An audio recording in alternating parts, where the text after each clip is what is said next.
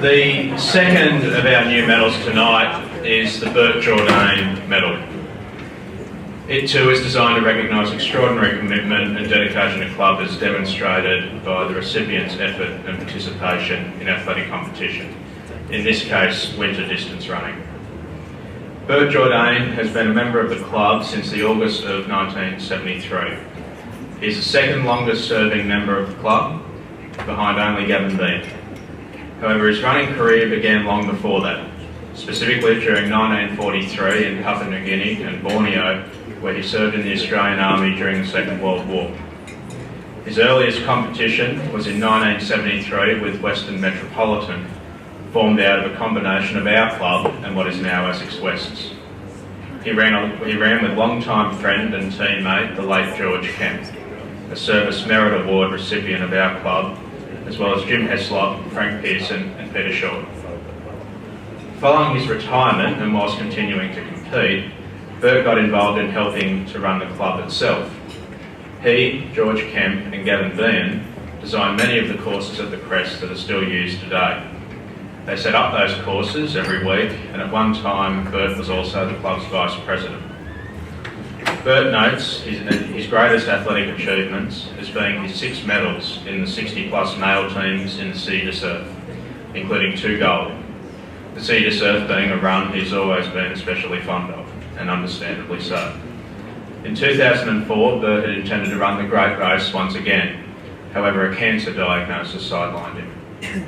After beating the cancer as an 80-year-old man, he lined up again in 2005 at 81, for what many in this room would remember as the over 80, under 80 campaign. The club donned fluoro yellow singlets with Bert's name on them in support of his attempt to once again complete the Great Race in under 80 minutes at 81 years of age. While he missed the time, he ran the entire 14-kilometre event, leaving that insidious disease in his wake. 4 years later, in 2009, he won the New South Wales Masters 5,000 metre title in the 85 plus division, recording 28:14, about 5.5 minute Ks. A few months later, he lined up in the World Masters Games, where he won the World Championship in the 10,000 metre road race in a time of 65:54. At 92, and as the oldest ever member of the club, he's still running.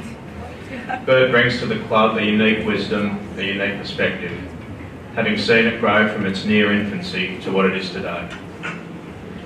But he's best known for his humility, his quiet determination and warmth. He's one of the finest gentlemen whose company you would ever have the pleasure of being in. Ladies and gentlemen, to present the inaugural medal named in his honour, please welcome Bert Jordain.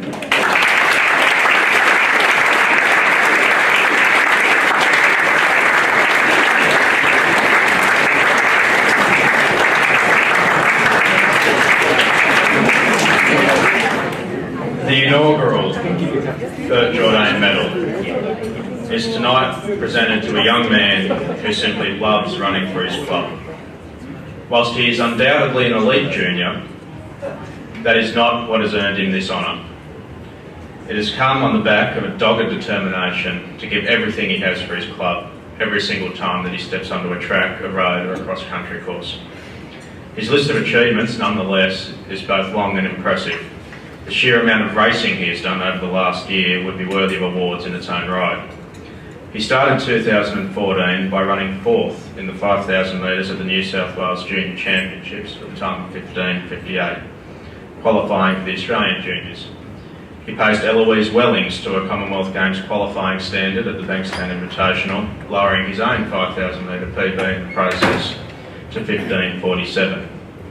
He then made the trip out to Orange for the New South Wales Mountain Running Championships, where he was 5th overall and won the Under-20 New South Wales Championship in a time of 51:43 for the 11 kilometres up the side of a mountain, qualifying for the Australian Junior Mountain Running Championships in the process. At those championships, he ran 4th and was selected to represent Australia at the World Mountain Running Championships in Italy. There, he was the second Australian to finish, having been the 4th qualifier and placed 49th overall. But the domestic circuit is where he has exhibited his greatest determination. This season, he has run, in addition to the races I've already listed, the novice, the Sydney 10, the CSSA cross country, the Heart of the Lake, the road relays, the Sutherland to surf, the City to surf, the New South Wales All Schools, where he won a bronze medal, the Wanda Spring Beach Classic, which he won, the Fernley 15 and the Rebel Run, where he won the under-19s. On top of all this, at his high school, he was also awarded the Pierre de Coubertin Award for Excellence in Sport, named after the founder of the modern Olympic Games. But there are two races which stand out from the rest. The first was the Australian Junior Championships. On the face of it, it looks a pretty poor performance. 18th in the race and 16.25, if you can call 16.25 for 5,000 a poor performance, against a PB of 15.47. Until you learned that on the day before the race he picked up a serious infection in his elbow. After spending the vast majority of the day of the race on a drip to treat the infection, he pulled himself up off his hospital bed and ran anyway, his father describing as being visibly ill during the entire race. That sort of determination has not been remotely uncommon. The second run that stands above the rest was that of the Road Relay Championships at Ourimbah.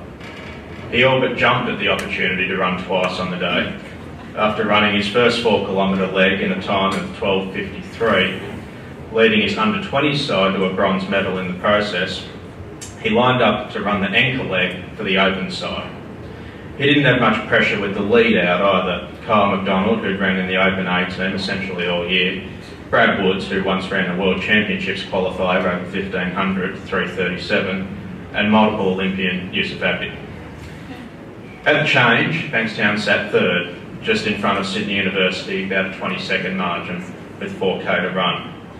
After the first lap, 2 of the 4 kilometres, the margin had shrunk to a point where most of us watching the race thought that we were in a fair bit of trouble.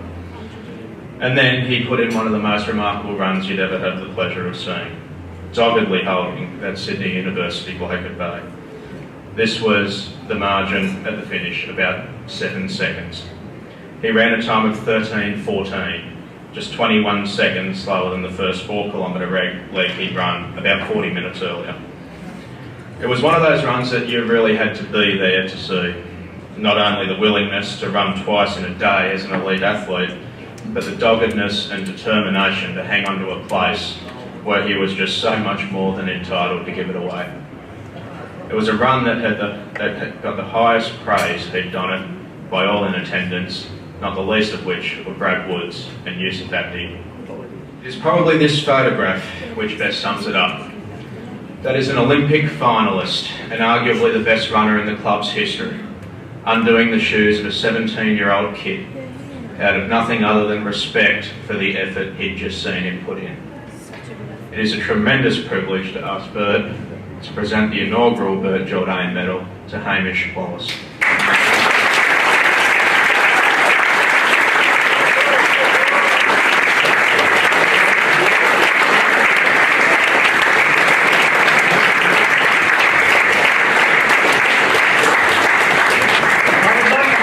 Correction on what he said about George Kemp and I setting up all the cross-country runs and all that sort of thing.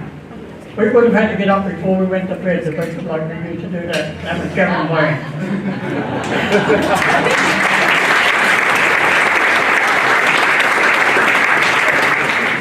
That's our final presentation for the night. I'd like to thank everyone for coming. Would you please thank the staff of Bankstown Sports Club? Would you also please thank the directors of Bankstown Sports Club and Marine Canal. Thank you, ladies and gentlemen. My understanding is they don't throw us out till midnight, so please stay, have a drink and enjoy the night. Cheers. That's right.